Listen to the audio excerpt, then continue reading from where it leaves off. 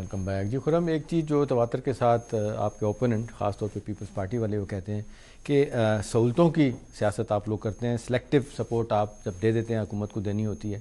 مثلا وہ کہا جاتا ہے کہ جی اگر 18ویں ترمیم پاس ہوئی تو اس میں نواز شریف صاحب کے 2 دفعہ پرائم منسٹر بات بھی ختم ہوئی کہ جی تیسری دفعہ بھی بن سکتے ہیں, تو اس لیے یہ عام طور پہ لوگ بات کہتے ہیں. میں اگر آپ سے پوچھ لوں کہ اگر مفاہمت کے لیے کچھ گیو اینڈ ٹیک کو چھوڑ دیا جائے فار دا ٹائم بینگ, اور یہ سوچ لیا جائے کہ جی 3 سال پیپلز پارٹی کو نکالنے دیا جائے جیسے نکالتے ہیں, اور اس کے بعد اگر پرفارم نہیں کریں گے, ڈیلیور نہیں کریں گے تو الیکشن میں ان کا راؤٹ ہو جائے گا, ان کو لوگ خود نکال دیں گے, تو یہ سسٹم کو بچانے کے لیے یہ طریقہ عام طور پہ لوگ کہتے ہیں سب سے بہتر یہی ہے. نہیں, ہم تو سسٹم کو بچانا ہی تو چاہ رہے ہیں, لیکن احتشام صاحب سیاسی مفاہمت اپنی جگہ ہے, لیکن مسلم لیگ نون کرپشن سے مفاہمت نہیں کرے گی. ہم اس سے مفاہمت نہیں کرنے کے لیے تیار نہیں ہیں, اسی لیے ہم نے این آر او کو بھی اپوز کیا تھا پارلیمنٹ میں بھی, جس کی وجہ سے یہ پارلیمنٹ میں آیا ہی نہیں, اور پھر جو ہے وہ حکومت نے این آر او کا دفاع کرنے سے انکار کر دیا سپریم کورٹ میں بھی. اب ان کو یہ ایشوز اٹھ رہے ہیں.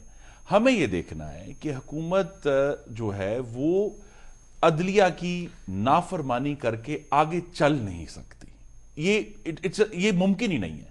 ان کو آخر کار یہ ماننا پڑے گا. اور جہاں تک یہ میں بات کرنا چاہتا ہوں اسپیسیفکلی جو جناب صدر زرداری صاحب نے اپنے 2 ایشوز جو آج اٹھتے ہیں بار بار, استثناء کا کہ انہیں استثناء حاصل ہے, اور دوسرا پارڈن کا. معذرت کے ساتھ مجھے یہ بھی بتا دیں, آپ جو کہہ رہے ہیں نافرمانی اپوزیشن کہیں حکومت اگر کر رہی ہے ان کی نہیں, ان کے فیصلوں کو مان رہی, تو الٹیمیٹلی نقصان آپ کے خیال میں یہ سسٹم کا نہیں ہوگا؟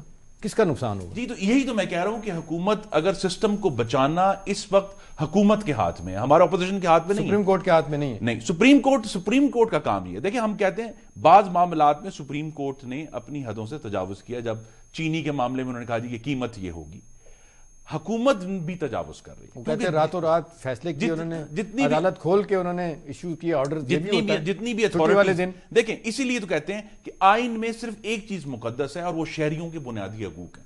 اس کے علاوہ عدلیہ کو اور ایگزیکٹو کو جو اتھارٹیز دی گئی ہیں اس کے اندر ایک بڑی اہم چیز ہے جو آئین میں لکھی نہیں جاتی, وہ ہے ریسٹرینٹ.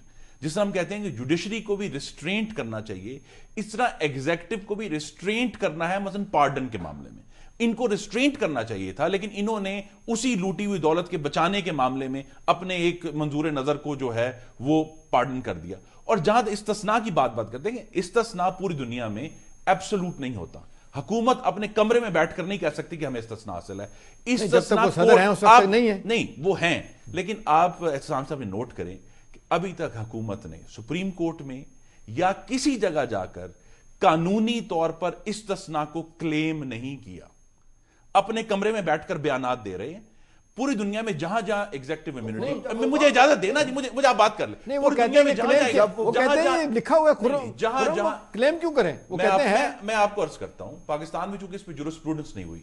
1973 میں جب واٹر گیٹ کا کیس ہو رہا تھا اور سپریم کورٹ نے کہا صدر نکسن سے کہ آپ اپنے دفتر میں کی گئی وہ گفتگو کی ٹیپس پیش کریں کورٹ میں, تو صدر نکسن نے ایگزیکٹو امیونٹی کلیم کی کہ جی آپ, یہ میرا اپنا دفتر کا معاملہ ہے, آپ اس کو نہیں بلا.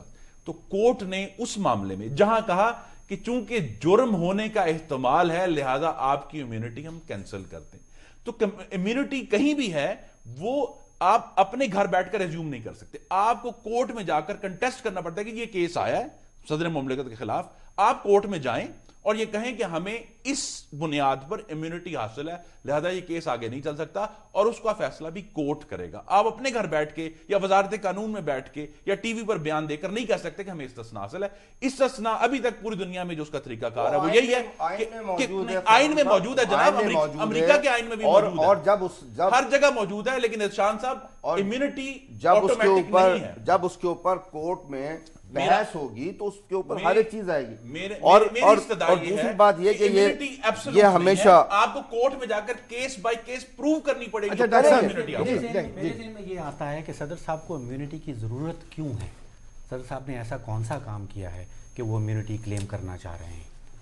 اب آ جائیں پارڈن کے اوپر, جو انہوں نے پارڈن دیا ہے, اس کے اوپر پچھلے کئی 100 سال سے کورٹس کا فیصلہ آ چکا ہے. انڈیا میں فیصلے ہو چکے ہیں, امریکہ میں فیصلے ہو چکے ہیں. پہلا فیصلہ انڈیا کے کورٹس نے ایک رامو کیس کہلاتا ہے, मारू रामू केस, और फिर कहर सिंह जो कंस्पिरेसी में इन्वॉल्व था इंदिरा गांधी के, एक उसके केस में फैसला उन्होंने दिया है। और वो क्लियर कट ये कहते हैं कि पहला तो ये फैसला है कि प्रेसिडेंशियल पार्डन देने का जो हक है वो ज़रूर सदर साहब के पास है, लेकिन उस हक की जांच पड़ताल करना फिर कोर्ट का भी हक बनता है।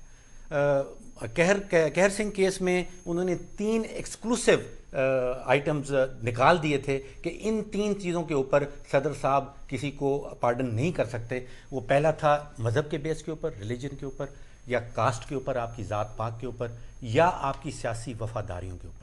ये तीनों केसेस के ऊपर सदर साहब जो हैं वो पार्डन नहीं दे सकते हैं। देखिए, जितने भी कानून बनाए गए हैं, जो कुछ भी कानून में लिखा गया है, आइन में जितने भी इख्तियारात प्रेसिडेंट को या बाकी पब्लिक ऑफिस होल्डर्स को दिए गए हैं, उनकी रूह ये है कि आप ये इख्तियार इस्तेमाल करें ताकि आम पब्लिक की फलाह बहबूद हो। डॉक्टर साहब, एक चीज़ बताएं कि प्राइम मिनिस्टर ने जो आज हम लोगों से बात की, उन्होंने बड़े वाज़ेह तौर पर कहा कि भाई हम कोई अदलिया के साथ टकराव नहीं चाहते। उन्होंने कहा कि हम अदलिया के फैसलों पे जो कहा जाएगा मिनोमन अमल करेंगे, चाहे सदर के ड्यूअल ऑफिस रखने की बात हो, चाहे बाबर रवान की बात हो, चाहे रहमान मलिक साहब, रहमान बाबा कहते हैं, उनकी बात हो, कहते हैं हम मिनोमन उस पर अमल करेंगे।